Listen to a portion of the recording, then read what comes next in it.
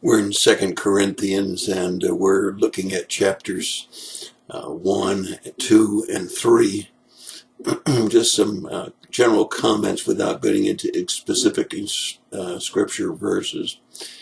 In chapter 1, verses 6 through 11, Paul is not ashamed to ask for prayers or to be aware, for others to be aware of his afflictions. I think sometimes we as Christians want to put on a happy face and never tell anybody when we're struggling with something. And I think it's very important for us to share our afflictions with others and to get prayer on our behalf. I was in a small youth group last night, and one of the young men during the prayer time admitted that he was tired of being sick and that he had been fighting a cold or flu for the last 7 to 10 days. And as we carried on with our small group, his cough was very clearly deep in his chest, and was one of those kind of coughs that you say he might have a touch of pneumonia or be experiencing what could possibly be pneumonia. So we need to be sure that we're not afraid to share our afflictions with others.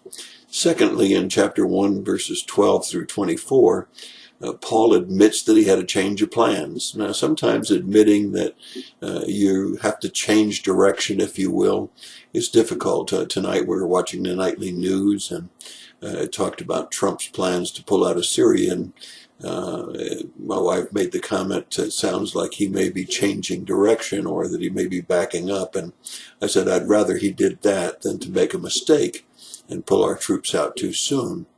And sometimes we have to be willing to eat a little crow, if you will, if we are making bad decisions. Many of you have probably heard my story about buying a Corvette, something I'd always wanted all of my life, driving it for one day and then taking it back to the dealer and literally begging him to take it back because it wasn't the car that I thought it was, and didn't want to be saddled with it for the next 5 or 6 years while I paid for it. It's a very wise pastor that advised me a long time ago, it's better to admit you had made a mistake than to live with it for years. And Paul had a change in plans, and he wasn't afraid to admit that he had a change in plans.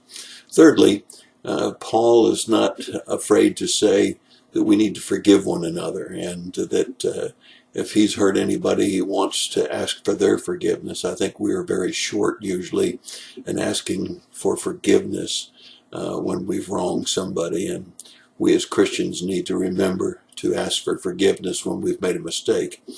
And finally, and lastly, the fourth point that I want to bring about, I'll read the scripture for it. It's chapter 3, verses 2 through 5. You yourselves are our letters of recommendation, written on our hearts to be known and read by all. And you show that you are letters from Christ delivered to us, written not with ink, but with the Spirit of the living God, not on tablets of stone, but on tablets of human hearts. Such is the confidence that we have through Christ towards God, not that we are sufficient in ourselves to claim anything as coming from us, but our sufficiency is from God. What an incredibly wise statement. He says, we see what you've done, and it's written on our hearts. People will see what you've done. It's written on your hearts and our hearts, but it's written there by a living God on your hearts, and that it's not anything that we're going to take credit for, because we give all of the credit to God, because God is our sufficiency. I think so many times we want to take credit for having done something, especially in the spiritual realm, when in fact God is our sufficiency and we can do nothing on our own. As a matter of fact, in our small youth group, again, we talked about the vine and the branches. And when we're severed from the vine, we can't produce any fruit, because the source of anything that good comes out of our lives, any fruit that we bear, is because of God being our sufficiency. And that's my thought for the day. God bless you and have a great day.